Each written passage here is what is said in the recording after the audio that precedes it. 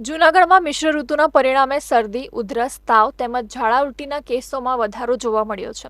Civil hospital ખાતે તબીબી અધિક્ષક ડોક્ટર કૃતાર્થ બ્રહ્મભટ્ટે માહિતી આપી હતી કે ડિસેમ્બર-જાન્યુઆરી માસમાં સિવિલ હોસ્પિટલ ખાતે 290 કેસ શરદી, ઉધરસ અને તાવના દર્દીઓ નોંધાયા છે. તેમજ ઝાડા ઉલટીના 150 દર્દીઓ સારવાર લઈ રહ્યા છે. છેલ્લા 2 માસમાં ડેન્ગ્યુના 24 અને ટાઇફોઇડના 23 કેસ નોંધાવા પામ્યા છે. મિશ્ર ઋતુને લઈને લોકોએ સાવચેત રહીને શરદી, ઉધરસ, તાવના લક્ષણો જણાય તો તબીબનો સંપર્ક કરી યોગ્ય સારવાર કરાવવી જોઈએ. તેમજ નાના બાળકોનું ખાસ ધ્યાન રાખવું અને હૃદયરોગ, ડાયાબિટીસના દર્દીઓએ ડોક્ટરની સલાહ મુજબ સારવાર ચાલુ રાખવા માટેની સિવિલ હોસ્પિટલના તબીબ દ્વારા અપીલ કરવામાં આવી છે. સિવિલ હોસ્પિટલ જુનાગઢમાં શરદી ઉધરસના કેસ થોડાક વધુ જોવા મળેલ છે. તમામ લોકોએ થોડું સાવચેત રહેવું જરૂરી છે.